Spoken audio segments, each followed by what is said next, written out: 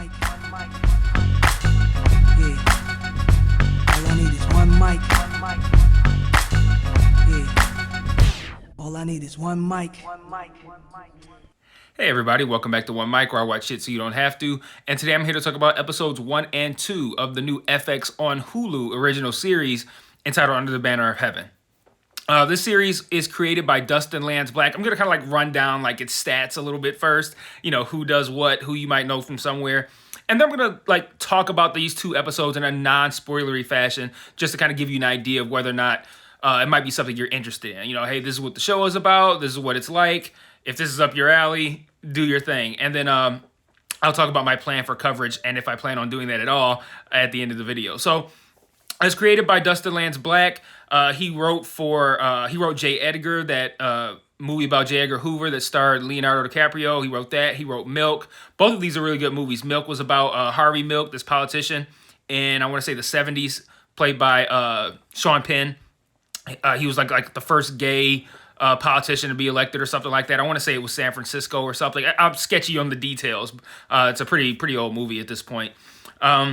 He did some writing on the HBO show Big Love, which was about polygamy in Utah, which interesting because this takes place in Utah as well. And it's based on a nonfiction book of the same name.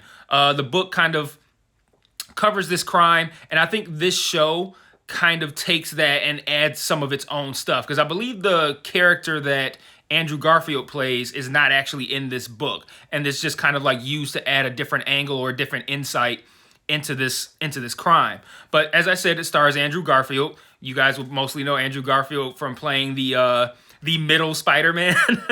And I don't mean that necessarily in quality. I just mean, you know, he's the one that came in between Tobey Maguire and Tom Holland. But that's mostly where you know him from. It also stars Sam Worthington, who I think you guys will probably know best from Avatar, and Daisy Edgar Jones, who I believe is kind of something of a newcomer. Like, I looked her up and I didn't really see anything that she has been in, and she doesn't have a very long list of credits, so this might be something of a breakout role for her.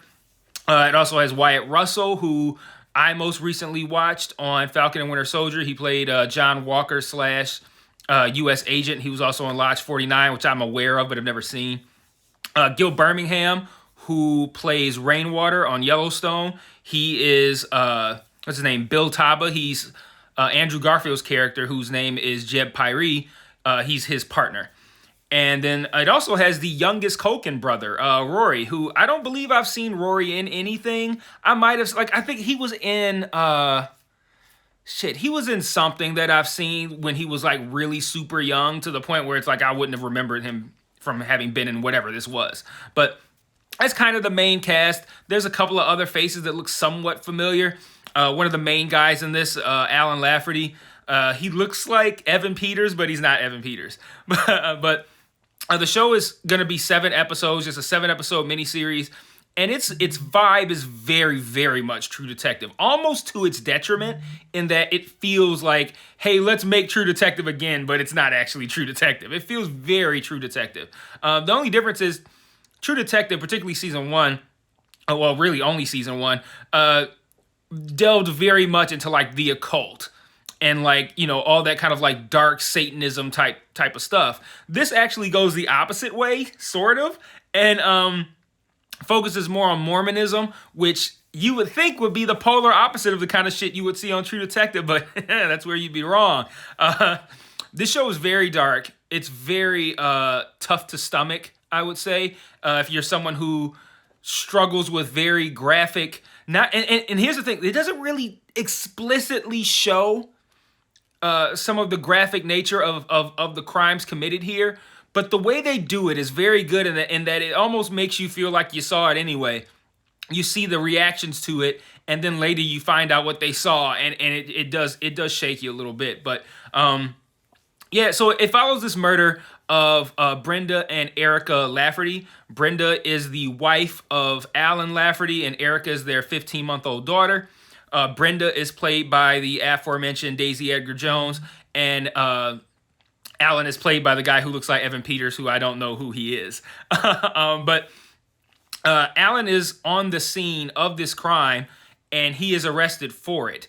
with no evidence, but it's just like, hey, you know, when a family is killed, they always look to the living family member as the most likely person who committed the crime. So when a woman and a child show up dead and the husband is there covered in blood, you do what you got to do. So over the course of these two episodes, Jeb Pyrie, Andrew Garfield's character, and Bill Taba, Gil Birmingham's character, they investigate this murder and they try to figure out what's going on.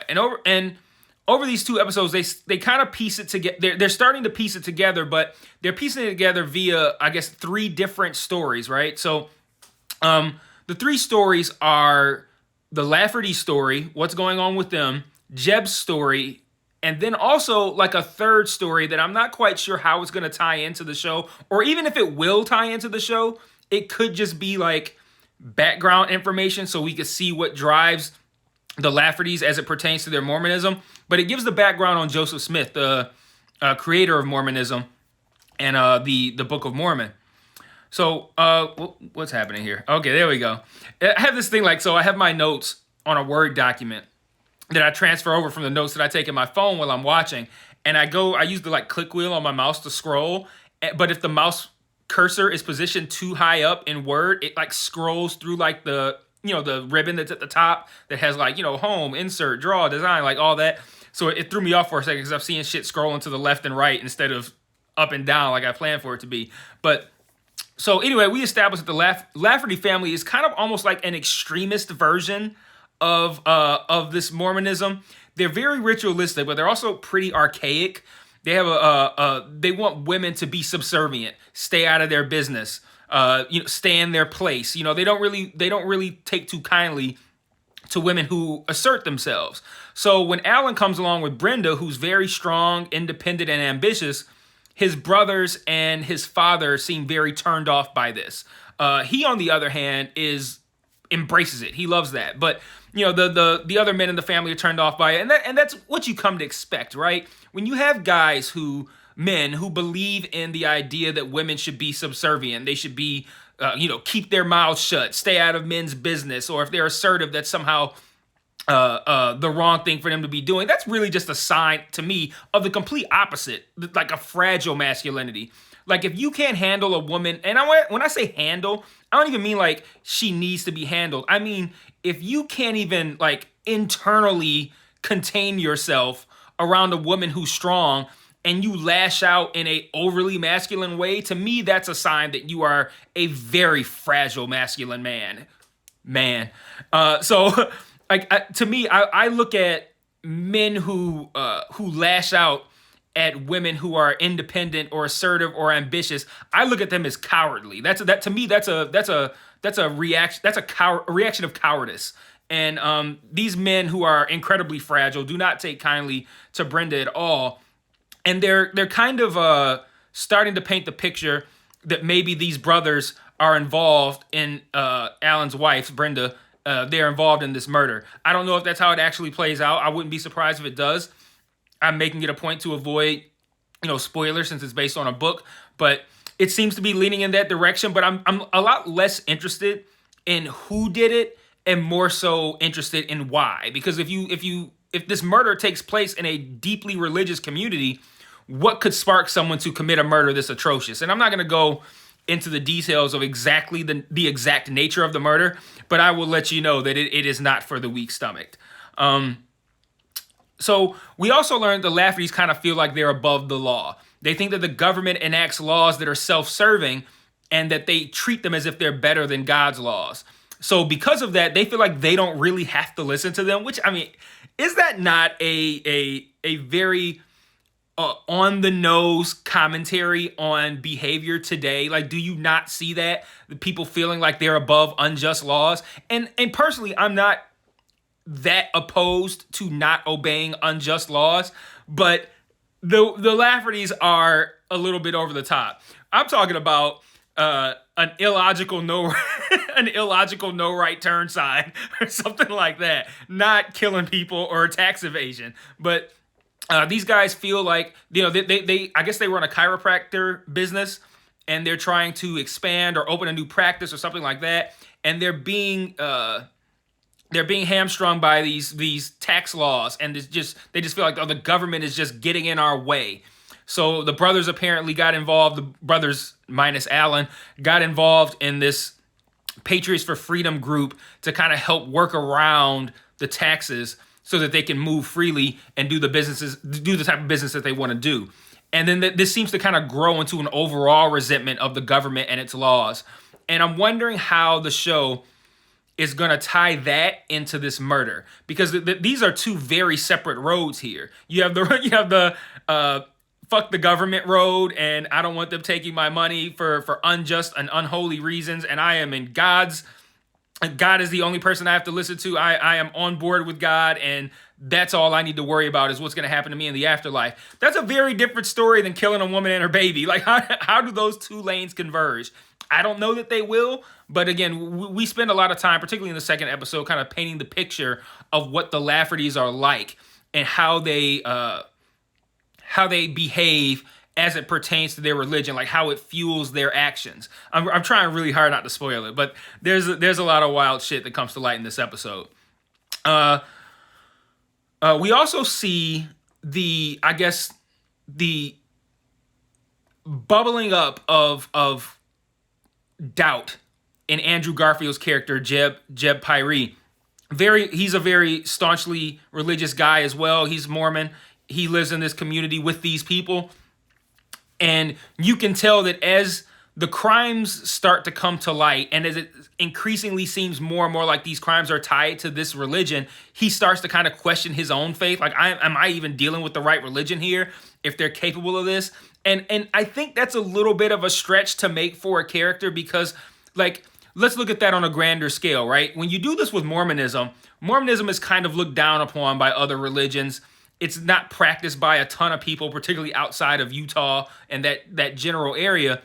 So it's easy to have a character in a show who looks at some Mormons doing grotesque things in the name of religion and go, I don't know if this should be my religion.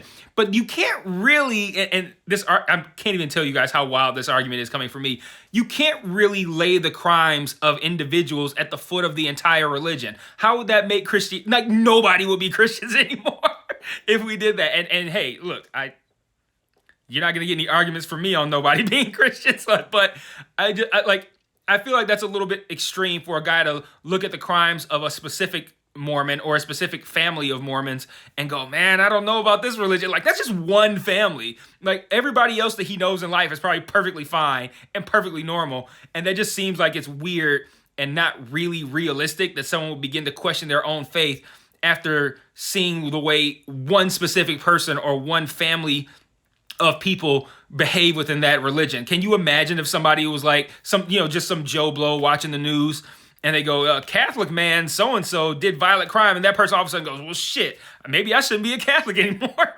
Can you imagine how many people, like, there's been so many crimes, grotesque crimes that have been tied to Catholicism. So it's just, and people are not abandoning Catholicism at all. So it seems a little far-fetched, but that does seem to be the direction they're going with Garfield's character. And Garfield's doing some great work on this show. You know, when I talked about the atrocities of the murder of Brenda and her daughter, they don't show, like, visually what happened, but they show Andrew Garfield's character reacting to what he's seeing and other police on the scene reacting to it, and fuck, do they sell it. Like, you watch this, you go, whatever they saw must be just horrific. And then later, Bill Taba, his partner, says what happened to Alan, and we get a more clear picture is an understatement. He explicitly says what he saw, and it's rough to hear. And then you think back to how Andrew Garfield's character Jeb reacted to it when he saw it. You go, that makes sense. So he's doing some really great work on this. And from what I hear, Andrew Garfield's been doing some great work. Period. I didn't see what's the musical he just did. You guys know what I'm talking about. I didn't see that, but I've heard good things. So where am I? We also get the story of Jeb Pyrie. We see how his home life is impacted by what is happening to him while he's out working. He's got his own personal stuff going on too. Aside from his internal turmoil that I'm sure is building up because of his case, he has a mother that lives with him who seems to be in the early stages of dementia. Her husband's been dead for a while, and she has to be reminded of that. It's interesting to note their family routines at the beginning of the first episode when Jeb gets the call to go to the station for this murder that, well, we don't know it's the murder at the time, but when he gets that call, instead of just getting up and leaving, he goes to find his mother and goes, we have to do evening prayer early because I got to go to do this thing. And they all go gather into this room together and pray. And it's kind of shocking to see something like that to that degree. You know, as you think of people who are religious, I don't think they I think most religions, that individual in that same circumstance would take that call and just leave and say something like, hey, even if you got evening prayer, be like, yo, do evening prayer without me. There's some wild shit going on I got to handle. Well, he wouldn't say that, but I think that they would do that. But to see him kind of just like, all right, well, I got to go to the station. Something crazy happened. We got to pray early. Come on, y'all. Like that was a little wild for me to see. But we're learning more about Jeb and how his personal life is being impacted by what's happening in this case.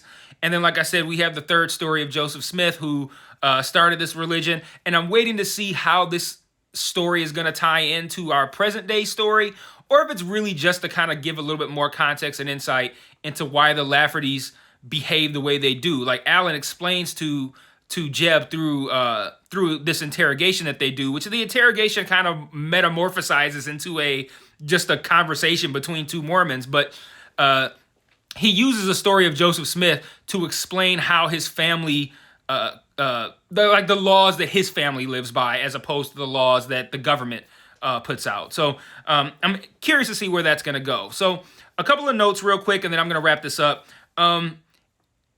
Every family on this show has a fuck ton of kids, like at least 6. And I don't know. I know that in the Black community, I know a lot of people of my generation. I'm 40 years old. My generation's grandparents, it seems like every Black person I know, their grandparents had a shit ton of kids, and they got a ton of aunts and uncles. And I found out that a lot of that is due to religious reasons, that contraceptives were just not, they were frowned upon in the religious community, and that's why our grandparents had so many kids, and we're not like that anymore. And is that the same for Mormonism? Like, is that a thing? Like, they are also opposed to, I don't know who I'm asking. I don't know how many of you guys that may or may not watch this, you hypothetical people, how well you know the Mormon religion.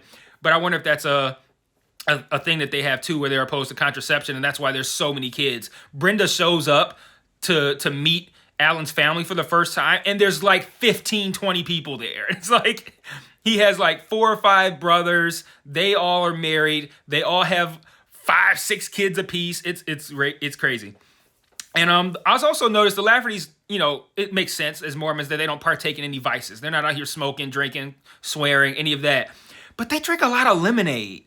And I'm noting that. Like, I feel like it's not just like, oh, every now and then they have, like, I feel like they drink lemonade exclusively. Like, I don't even know if I see them drink water. There's a scene where Jeb gives his mom some milk, but like, I don't know, I feel like there's more beverage options than milk and lemonade, but maybe they only drink natural things. So like, what I mean by that is, pop, soda, whatever. We call it pop in Detroit. If you call it soda, you're just wrong. They drink, maybe they can't drink pop, maybe because it's just not natural. Maybe they can't drink, and they talk about that in I think the first episode, the idea of drinking pop. Or maybe even just like going to buy a Everfresh from the store. I don't know if Everfresh existed in the 80s. By the way, this show takes place in the 80s, if I failed to mention that. But maybe it's just like, okay, we can get water and we can squeeze in lemons, we can throw in some sugar, boom, and that's what we drink, as opposed to like going to the store and buying something with a whole bunch of artificial ingredients. So maybe that's why they only drink lemonade. It's easy to make naturally. But something I noticed. So I'm gonna wrap up with my thoughts on coverage here. In short, I've spent a lot of time the past few weeks covering shows that people just really aren't watching. Well, they might be watching the shows, but they're not watching my videos. And these videos take a long time for me to do because I can't just watch the episode. I'm like taking notes at the same time. Then I got to transform my notes into something that that flows naturally when I'm doing these videos. Then I got to edit and render the video and then post it on YouTube. So it's a whole process. And to spend that much time for 60 people to watch the video, it's like, why am I doing this, right? So, and now I'm at a point where I'm covering so many shows that, you know, I look at like Thursday and Friday are crazy for me. It's like I gotta watch 8 million things. I gotta stay up late. I gotta get up early on Friday. There's so much going on. And that's not the kind of effort I can put forth for 60 people to watch the video. So I'm trying to like restrain myself and think like just because I like a show, it doesn't necessarily mean I have to cover it. I can just watch it and then, you know, I can cover the things that people want me to cover. So all that to say, I don't know if I'm going to cover all 7 episodes of this show. If I post this video and it does well, I will definitely come back and review episode 3, which will be a spoiler review, and we can really get into what's going on, which right now I'm kind of like restrained because I just want to tell you guys what the show is like so you can decide if you want to watch it or not. I enjoy it, but I told you what it's like. Maybe that's not for you, but episode 3, we're gonna dive in. So if you want to see, if you're new to this channel and you want to see how I treat episodes where I dive in, look at Better Call Saul, look at Succession, look at Yellow Jackets, look at Mayor of Easttown, those things. Check those videos out. So I'll dive in going forward if people watch this video. If people don't watch this video, I'm probably not gonna bother. And then I kind of got to get a gauge on how things go afterwards, because sometimes that first video will do well, and it's mainly because everybody kind of watched this first episode, or in this case first 2, and then maybe it goes on and they're less interested in the show, so then the views on my videos go down. And then sometimes the show is so great and more people watch it and more people enjoy it and more people want to see what I have to say and the views go up. So it kind of depends on, if this video does good, I will definitely come back and deep dive episode 3. If episode 3 also does good, then I'll cover the whole rest of the season. If episode 3 does bad, then I'm probably gonna be like, fuck it, I'm not gonna worry about it. So that's generally that's kind of like my loose plan of coverage for this show. But I got a lot of other stuff going on. I'm gonna wrap up coverage of Tokyo Vice probably today or tomorrow. I've got Atlanta going on. I've got Pachinko wrapping up Friday. I've got Slow Horses wrapping up Friday. So that's gonna open things up. I got Better Call Saul.